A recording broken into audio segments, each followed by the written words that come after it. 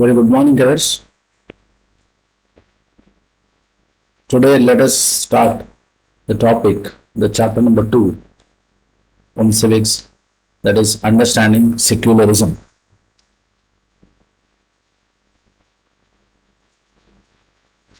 Understanding secularism, or the meaning of secularism, and how secularism uh, plays a major role in India. There's a difference between secularism in India and other countries. Imagine yourself as a Hindu or a Muslim living in a part of United States of America where the Christian fundamentalism is very powerful. Suppose despite being a US citizen, no one is willing to rent their house to you. How would this make you feel? Would it not make you feel resentful?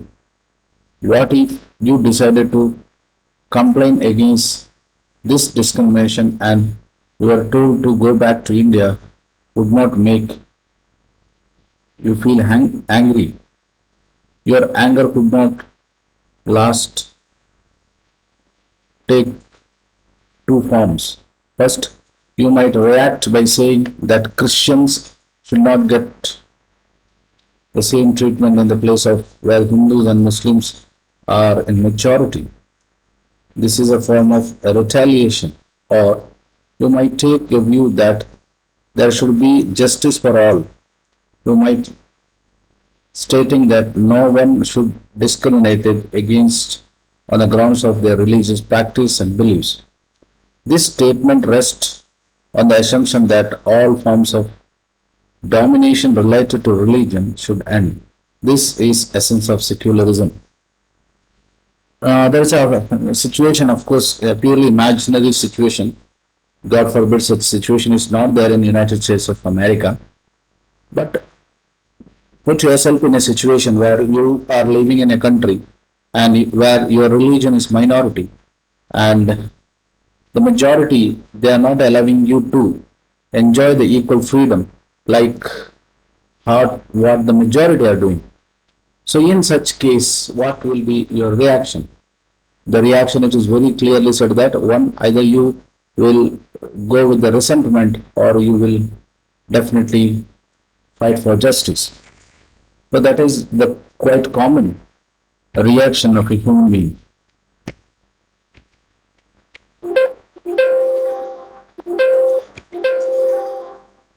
So,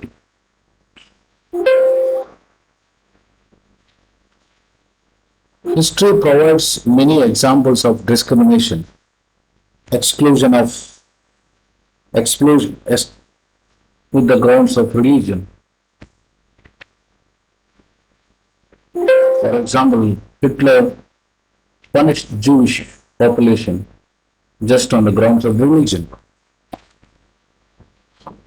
In Germany, several millions of people, that mainly Jewish, were killed during the time of Hitler.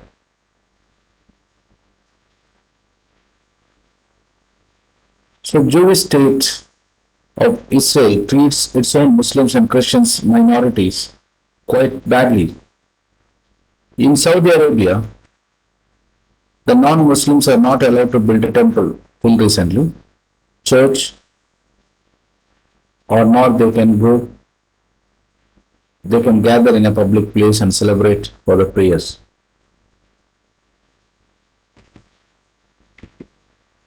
So now what happens here?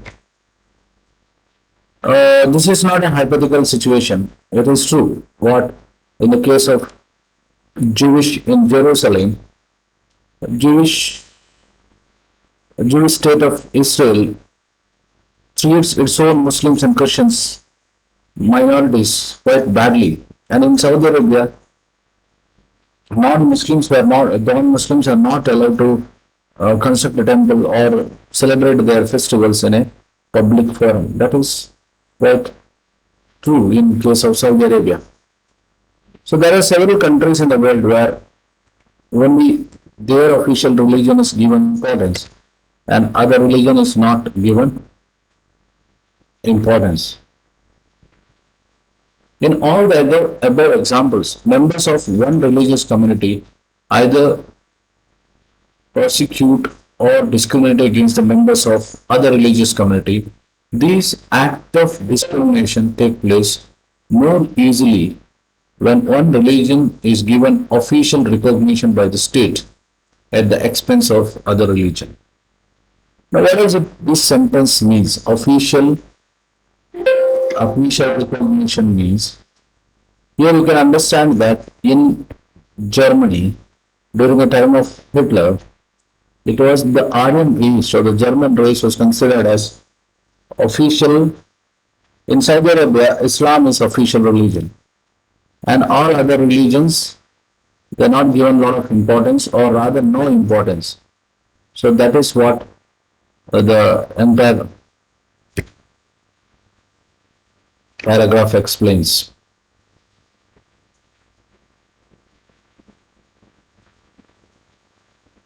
And here what happens, the state expands on the other religion. Clearly, no one would wish to discriminate because of their religion nor dominated by another religion. In India,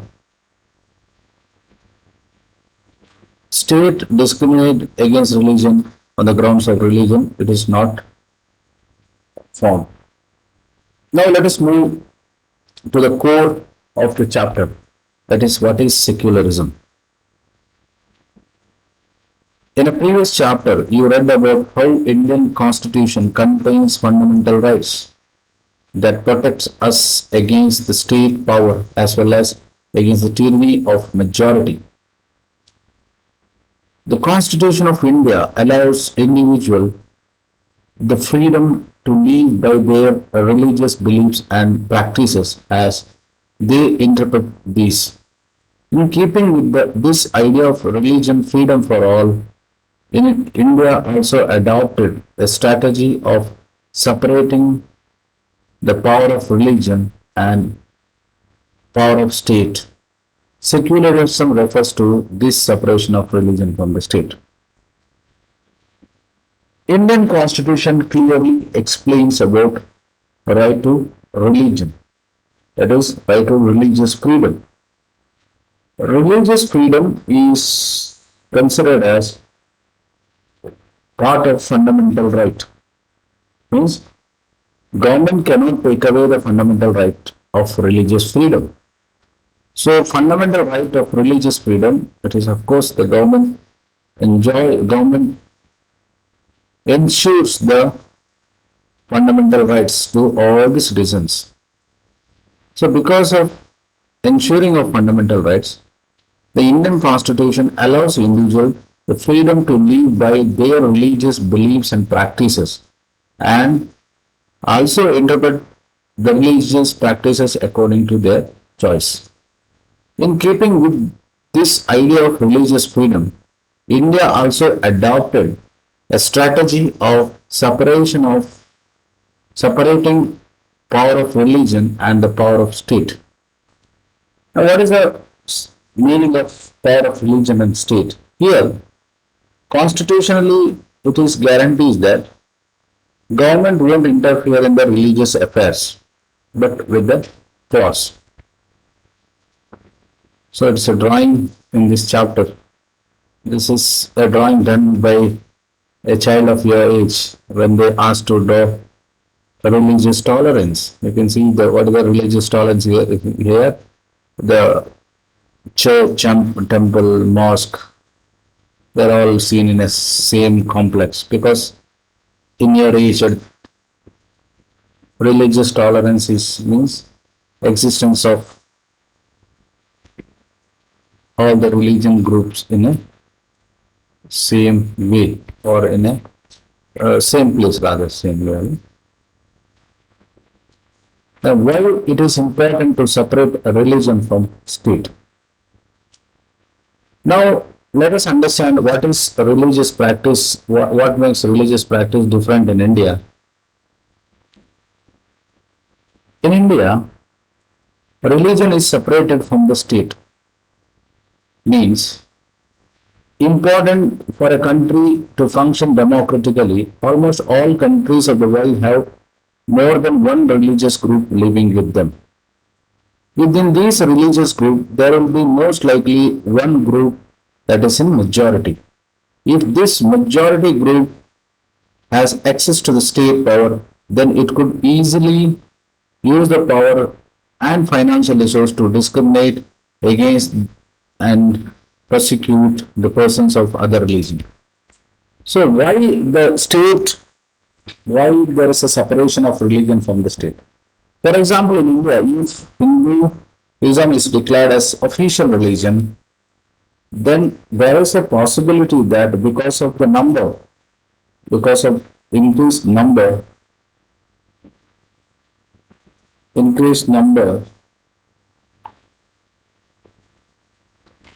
there's a possibility of religious dominance by the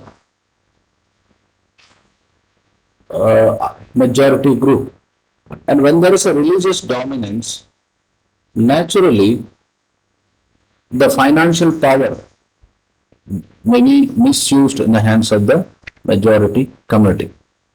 Though this tyranny of majority could result in domination and coercion and at times even the killing of religious minority.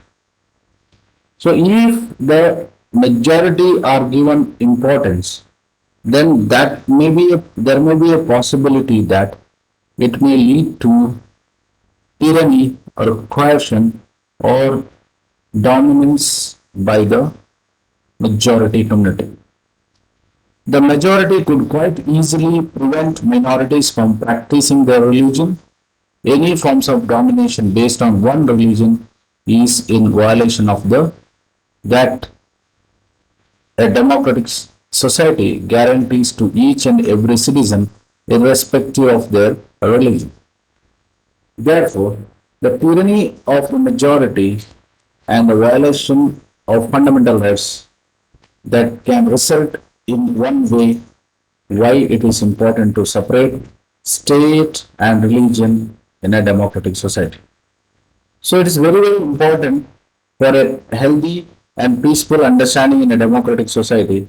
It is very essential to separate religion from the state. The first one. Second, another reason that is important to separate religion from state because we also need to protect freedom of individual to exit from their religion, embrace the religion or have religious freedom to interpret religious teaching differently. What is the second reason why there should be religious freedom? So that a person, if he is not happy with the religion which he belongs, he can change religion or he can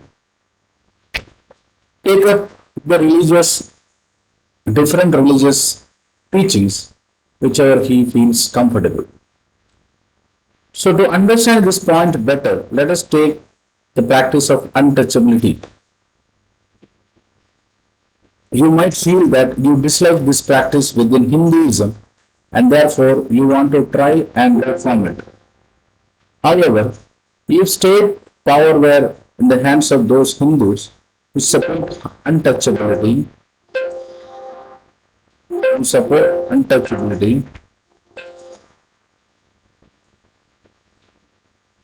then do you think that you would have to an easy task to try and change it, even if you are the part of dominant religious group?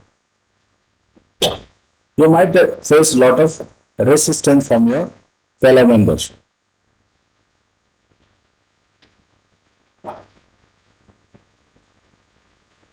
It is an hypothetical situation because we feel that in case if there is a possibility of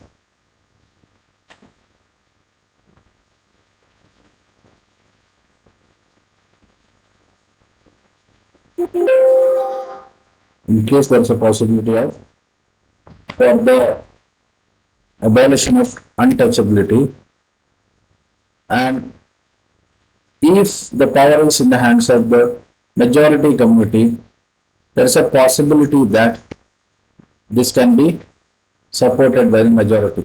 That is what that entire paragraph explains. So this is also a beautiful painting where you can see Hindu, Muslim, Christians all are together, Sikh and all are together.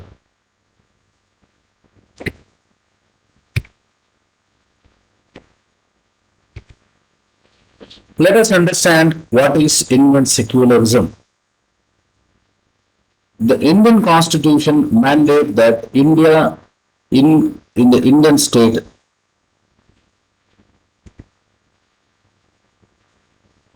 according to the Constitution, only a secular state can realize its objectives to ensure the following.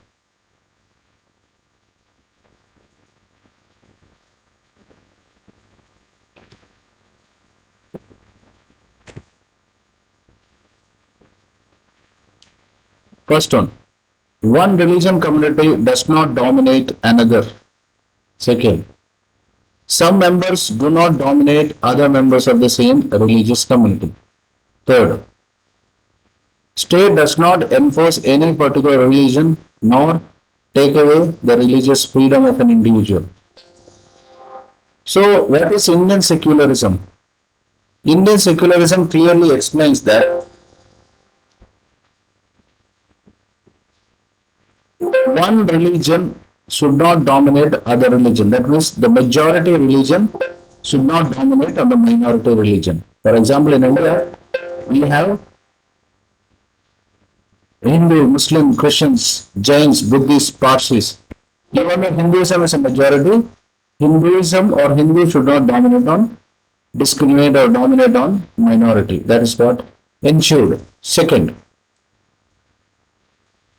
members of the same community, religious community, do not dominate on the other members of the same community. There is one more assurance, because even in the same religious group, there is a possibility of discrimination. There is a possibility of discrimination. So against such a possible discrimination also, there should be protection. There should be a protection. Then, some members do not dominate the members of the other religious community.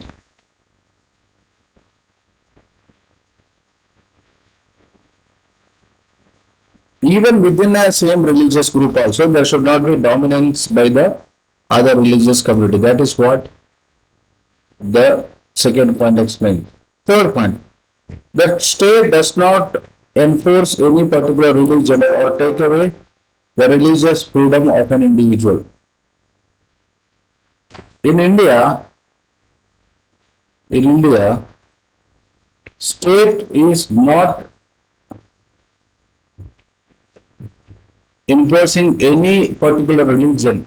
That means you can practice any religion of your choice, or you can even survive in this country without having any religion.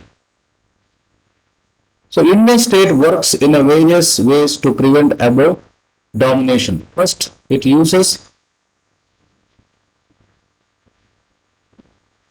strategy of distancing itself from the religion.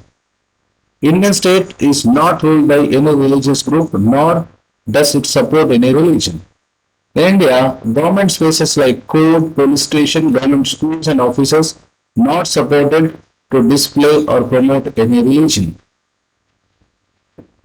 So, in the government schools, colleges, government offices, government space, wherever the space is sponsored by the government, there of course it is admission allowed for all on the basis of religion. Religious ground cannot be discriminated in the government premises. Now here is a discussion. You can see that in a government school, children ask the teacher that why can't we celebrate the religious festival which is going to come in the next month. Then the headmaster of the school says that we cannot celebrate this festival because we are a government institution.